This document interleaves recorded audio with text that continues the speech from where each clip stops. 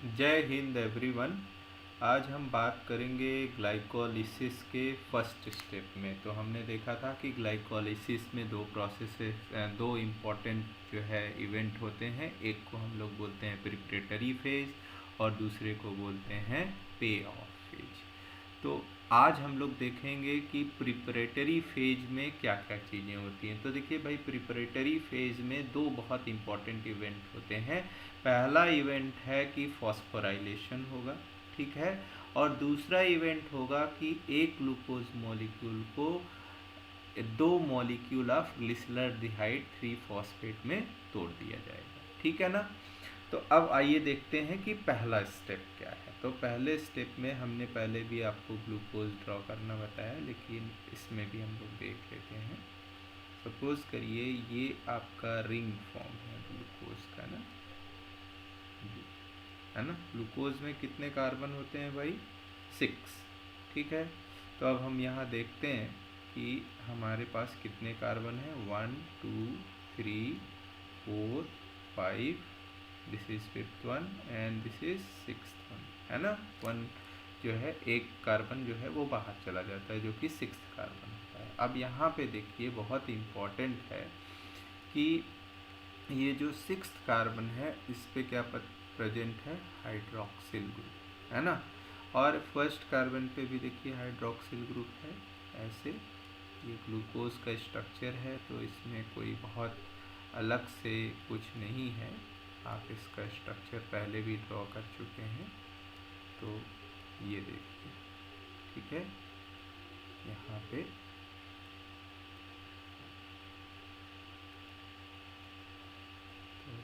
यहाँ पे ये क्या है? H है और ये OH। तो ये पॉलीहाइड्रोक्सी आपको दिख रहा है, खूब सारे हाइड्रोक्सिल ग्रुप हैं। ये फर्स्ट पे है, ये सेकंड पे है, ये थर्ड पे है ना। और ये फोर्थ और ये 5th कार्बन है। तो इस पे हाइड्रोक्सिल ग्रुप आपको नहीं दिख रहा है क्योंकि ये यहाँ इन्वॉल्व हो गया है। अच्छा, ये देखिए, ये है आपका इम्पोर्टेंट 6th हाइड्रोक्सिल ग्रुप।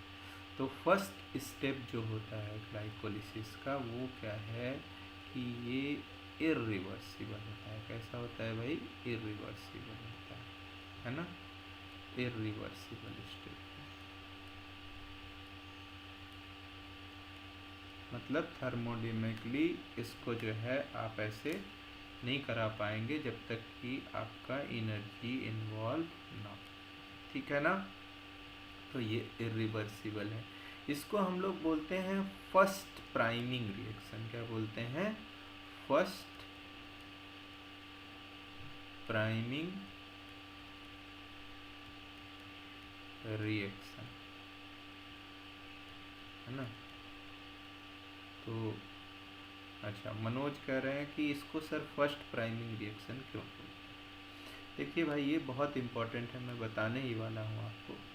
देखिए, ये सपोज करिए एक सेल है ना, और आपको मैंने पढ़ाया है पहले बीएससी फर्स्ट ईयर में कि ग्लूकोज ट्रांसपोर्टर्स प्रेजेंट होते हैं सेल के सरफेस, ठीक है। और वो क्या करते हैं कि अगर ग्लूकोज बाहर ज़्यादा है, ठीक है, सपोज करिए ग्लूकोज एक कंडीशन है जिसमें बाहर ज़्यादा है, ठीक है, तो वो ग्लूकोज को क्या अलाउ कर देंगे? अंदर आने के लिए। दूसरी कंडीशन है जिसमें ग्लूकोज अंदर जाते, तो उस कंडीशन में क्या होगा? ये सेम ट्रांसपोर्टर, कौन सा ट्रांसपोर्टर होता है भाई? ग्लट। तो ये सेम ट्रांसपोर्टर दूसरी कंडीशन में क्या करेगा? उसको बाहर भी कर देगा। लेकिन ग्लाइकोलिसिस कहाँ होनी है? ये सेल का न्यूक्लियस है, ये क्या है? साइटोसॉल। कहाँ होनी है? साइटोसॉल में। और सारे एंजाइम्स भी यहीं प्रेजेंट हैं ग्लाइकोलिसिस के, है ना। तो अगर ग्लूकोज मान लीजिए सेल के अंदर आया और उसी की लाइसिस होनी है, और वो कॉन्सेंट्रेशन ग्रेडियंट होने की वजह से वो वापस चला गया, तब तो ग्लाइकोलिसिस नहीं होगी, ठीक है ना। तो उस ग्लूकोज को सेल के अंदर ही रोके रखना होगा। कैसे रोकेंगे आप? तो देखिए, जो सेल्स होती हैं उनके सरफेस पे फॉस्फोराइलेटेड ग्लूकोज के लिए कोई ट्रांसपोर्टर नहीं पाया जाता। अगर किसी ग्लूकोज को आप फॉस्फोराइलेट कर देंगे, कार्बोहाइड्रेट मोनोसैकेराइड्स जो हैं उनको अगर फॉस्फोराइलेट कर देंगे तो सेल के ऊपर जनरली इसके लिए कोई ट्रांसपोर्टर नहीं पाया जाता कि इसको ट्रांसपोर्ट करके बाहर ले जा सके, है ना। तो अब क्या होगा कि ये ग्लूकोज आपका सेल के अंदर ही रहेगा और किस में पार्टिसिपेट करेगा, ग्लाइकोलिसिस में पार्टिसिपेट करेगा। तो इसीलिए इसको बोलते हैं फर्स्ट प्राइमिंग रिएक्शन, क्योंकि इसके बाद इसको अब क्या करना होगा, ग्लाइकोलिसिस में ही पार्टिसिपेट करना होगा, ठीक है। तो इसीलिए इसको बोलते हैं first priming reaction. I hope it is clear to you. अच्छा, अब देखते हैं कि ग्लाइकोलिसिस जो होता है उसको कैटेलाइज करने के लिए जो कौन सा एंजाइम है। तो यहाँ पे इन्हें जब कैटेलाइज करेगा इस रिएक्शन को, तो जो ग्लूकोज मॉलिक्यूल आप ऊपर देख रहे हैं उसमें क्या चेंजेस आएंगे वो देखिए। वो चेंजेस क्या आएंगे भाई, तो देखिए यहाँ पे आपका 6th कार्बन था, ठीक है,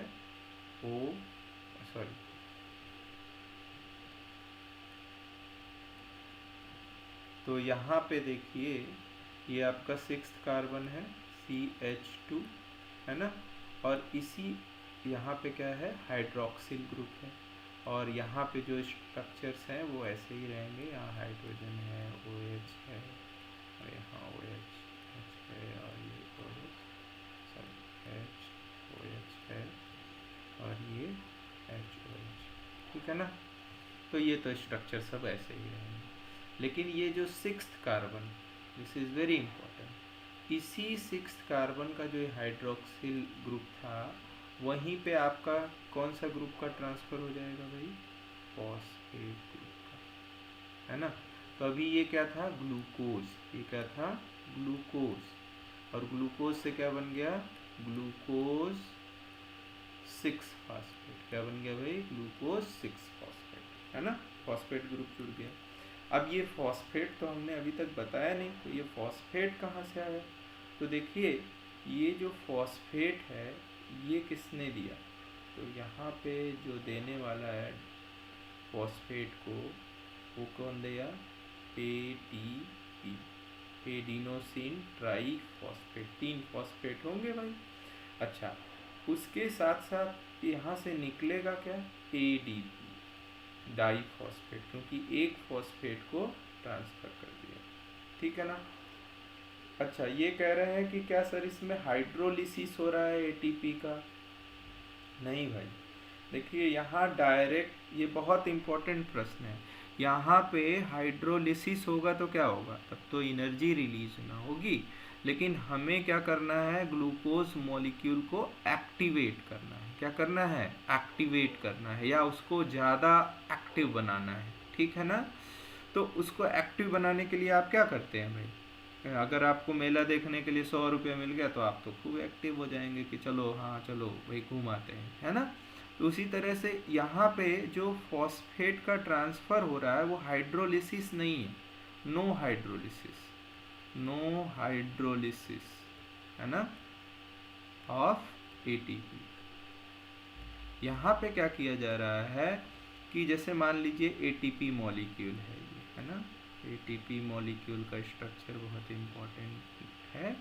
तो देखिए यहाँ पे ये हाइड्रोक्सिल ग्रुप्स में नहीं बना रहा हूँ, यहाँ पे आपका क्या लगा है, बेस, तो यहाँ बेस क्या होगा, एडिनिन, और यहाँ पे क्या जुड़ा है, फॉस्फेट, है ना, क्या जुड़ा है भाई, फॉस्फेट जुड़ा है, इससे जुड़ा है ये CH2 के बाद जुड़ेगा, ठीक है। तो यहाँ कितने फॉस्फेट हो गए, 3 फॉस्फेट हो गए, है ना। तो इसको बोलते हैं अल्फा, बीटा और गामा, ठीक है। अब देखिए इनके बीच जो बांड होता है उसको बोलते हैं फॉस्फो एनहाइड्राइड, क्या बोलते हैं, फॉस्फो एनहाइड्राइड। अगर आप इसकी लाइसिस करा देंगे, ATP की हाइड्रोलिसिस करा देंगे, तब तो इसकी एनर्जी रिलीज हो जाएगी। तो हमको तो एनर्जी किसके ऊपर ट्रांसफ़र करनी है, ग्लूकोज के ऊपर। तो हमको क्या करना होगा कि इस बॉन्ड को आसानी से इसके ऊपर ट्रांसफ़र कर देना है और इसकी एनर्जी को रिलीज नहीं होने देना है ना।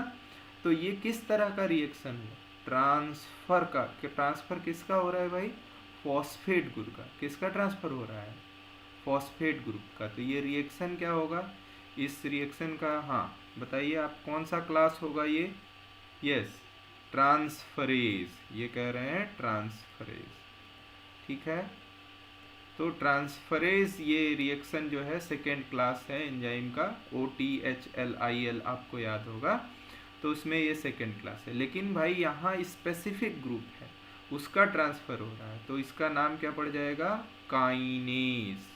तो जिस एंजाइम के सामने ये लिखा रहेगा काइनेज, तो आज से आप क्या समझेंगे कि वो एंजाइम क्या करेगा, फॉस्फेट ग्रुप ऐड करेगा किसी प्रोटीन पे या किसी अदर मॉलिक्यूल पे, है ना। तो ये है। अब इसका मैकेनिज्म क्या है, कैसे ट्रांसफर करता है हेक्सोकाइनेज। देखिए भाई यहाँ पे ये एंजाइम, देखिए ये कार्टून स्ट्रक्चर मैंने बनाया है, ये एंजाइम ही क्या है आपका, हेक्सोकाइनेज है। ये एंजाइम क्या है, हेक्सोकाइनेज। और इसमें देखिए ये एक डोमेन है, ये दूसरा डोमेन है ना। इनके बीच ही यहाँ कौन है, मैग्नीशियम। कौन है भाई, मैग्नीशियम आयन है। तो मैग्नीशियम पे कितने चार्ज होते हैं, 2।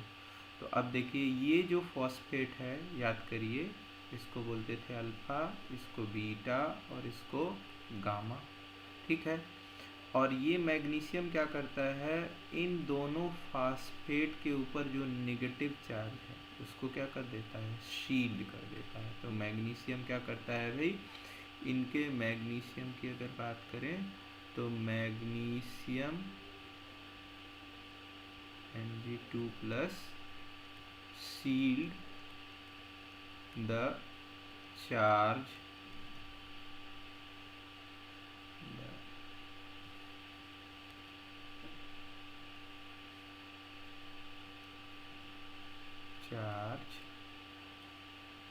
ऑन किस पे भाई, फर्स्ट अल्फा और बीटा फॉस्फेट पे, ठीक है। जिसकी वजह से क्या होगा, जब यहाँ से इलेक्ट्रॉन को ये पुल करेगा तो ये बॉन्ड से भी इलेक्ट्रॉन पुल होगा, तो इसके ऊपर क्या आ जाएगा भाई, पार्शियल पॉजिटिव करेक्टर आने लगेगा, है ना। इसके अंदर क्या आ जाएगा, पार्शियल पॉजिटिव करेक्टर आने लगेगा। लेकिन अब ध्यान ये रखना है कि मैग्नीशियम क्या करता है, इसको जो ये गामा फॉस्फेट है, यही जो बॉन्ड्स हैं इसके बीच, इसी को हम लोग क्या बोलते हैं, फॉस्फो एनहाइड्राइड बॉन्ड। क्या बोलते हैं, फॉस्फो एनहाइड्राइड बॉन्ड, है ना। अब ये तोड़ना नहीं है हमको इस बॉन्ड को, इसकी एनर्जी को कंजर्व करके किसके साथ जोड़ देना है, ग्लूकोज के साथ, है ना। अब देखिए यहाँ तक तो ठीक है। अब आपका यहाँ पे जो सबस्ट्रेट बाइंड हुआ वो क्या है, मैग्नीशियम ATP2-, ठीक है। दिस इज नॉट ATP4-, तो एग्जाम में गलती नहीं करिएगा, दिस इज मैग्नीशियम ATP2-, ठीक है ना। ये आके यहाँ पे जुड़ गया। अभी क्या होता है सेकेंड स्टेप में, तो दिस इज फर्स्ट पार्ट। अब कौन जुड़ेगा, किसके ऊपर ट्रांसफ़र करना है भाई, आपको ग्लूकोज के ऊपर ट्रांसफ़र करना है। किसको ट्रांसफ़र करना है, ग्लूकोज। अब ग्लूकोज यहाँ मूव करके आएगा, है ना। जब ग्लूकोज बाइंड होगा, व्हेन ग्लूकोज बाइंड, ठीक है ना, तो क्या होगा, जो ये डोमेन्स हैं, डोमेन्स जो है ये मूव करेंगे क्लोजर, अंदर की तरफ ऐसे मूव करेंगे, दोनों domain move closer by 5 angstrom. ऐसा क्यों कर रहे हैं भाई, याद करिए, this is called induced fit mechanism, आपने एंजाइम में पढ़ा होगा। तो यहाँ जैसे ही ग्लूकोज क्या है भाई, सबस्ट्रेट है, तो ये चेंजेस इम्पार्ट करेगा when it will bind with the hexokinase enzyme. Hexokinase से जब ये बाइंड करेगा तो इसके जो दोनों डोमेन्स हैं वो कितना मूव कर जाएंगे, 5 एंगस्ट्रॉम। इसकी वजह से होगा क्या, इस एक्टिव साइट में जो भी वाटर होगा, है ना, तो वाटर जो है वो बाहर आ जाएगा। क्यों? वाटर रहेगा तो वो भी यहाँ पे अटैक कर सकता है ना, और इस बांड की हाइड्रोलिसिस कर सकता है। लेकिन वाटर को हमको नहीं देना है, वाटर को यहाँ अटैक नहीं होने देना है। तो इसकी वजह से क्या हुआ, जब 5 एंगस्ट्रॉम मूव करेंगे डोमेन, तो देयर विल बी डीसॉल्वेशन, डीसॉल्वेशन, है ना। और क्या होगा, एक्टिव साइट में अब क्या होगा, no water, no water. Now only the hydroxyl group available. किसका हाइड्रोक्सिल ग्रुप अवेलेबल है भाई? ग्लूकोज, ग्लूकोज के 6th कार्बन का, है ना, ग्लूकोज के 6th कार्बन का केवल आपके पास यहाँ पे हाइड्रोक्सिल ग्रुप अवेलेबल है ना। ऐसे बना देंगे, ठीक है। अच्छा, this is first, second, third, fourth and fifth, and this one is 6, ठीक है ना। तो ये देखिए OH ग्रुप अवेलेबल है। अब ये OH group, since water is not available there, it will attack on the gamma phosphate bond and there will be formation of glucose 6 phosphate. तो एक तो आपको बहुत इंपॉर्टेंट याद रखना है कि ये इरिवर्सिबल प्रोसेस है। कैसा है? इरिवर्सिबल प्रोसेस, है ना। दूसरा, ये फर्स्ट प्राइमिंग रिएक्शन है। और हेक्सोकाइनेज क्या कर रहा है भाई? Hexokinase is a transferase. कैसा एंजाइम है ये? ट्रांसफरेज। और ट्रांसफरेज क्या कर रहा है? जब बाइंड करेगा ATP, मैग्नीशियम इज देयर, तो मैग्नीशियम क्या करेगा, इसके जो अल्फा और बीटा फॉस्फेट हैं इसके चार्ज को सील्ड कर देगा, जिसकी वजह से जो गामा फॉस्फेट है that will be prone for nucleophilic attack of hydroxyl group, ठीक है। लेकिन water is there also, the as soon as the glucose will bind, glucose जब यहाँ पे बाइंड करेगा इसी एक्टिव साइट में, तो इन डोमेन्स का क्या होगा, मूवमेंट होगा, है ना, जिसकी वजह से इस डोमेन के अंदर क्या निकल जाएगा, वाटर, वाटर बाहर आ जाएगा, वो भी अटैक कर सकता था। तो अब क्या क्या बचा, एक तो ये प्रोन टू अटैक है गामा फॉस्फेट, और यहाँ पे आपके पास न्यूक्लियोफाइल क्या बचा, हाइड्रोक्सिल ग्रुप, तो ये इसके ऊपर अटैक करेगा और ये बॉन्ड यहाँ से ब्रेक हो जाएगा। तो यहाँ जो बचेगा उसके पास कितने फॉस्फेट होंगे, 2 फॉस्फेट होंगे, है ना, ये 2 फॉस्फेट यहाँ से टूट जाएगा, और ये वाला फॉस्फेट किससे जुड़ जाएगा, ग्लूकोज से, तो क्या बन जाएगा, ग्लूकोज 6 फॉस्फेट, है ना।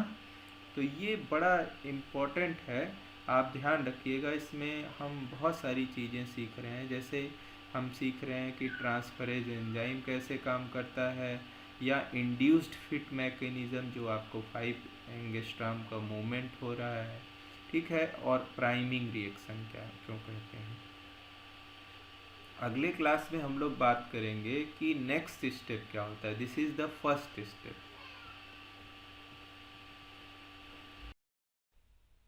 अद्वैता एकेडमी के सभी व्यूअर्स का बहुत बहुत धन्यवाद, आभार। आप हमें लाइक कर सकते हैं, शेयर कर सकते हैं। यदि आपको ये वीडियो, ये चैनल पसंद आया है तो आप इसे सब्सक्राइब कर सकते हैं, और बहुत महत्वपूर्ण है कि आप बेल आइकन दबाना ना भूलें, जिससे कि आप हमारे अगले वीडियो का अपडेट प्राप्त कर सकें। और सबसे इम्पोर्टेंट है कि आप जो है, आपको अगर इन वीडियोस में कहीं भी कोई प्रश्न लगता है, या आपको ऐसा लगता है कि छूट गया है, तो आप कमेंट सेक्शन में ज़रूर बताएं। बहुत बहुत धन्यवाद।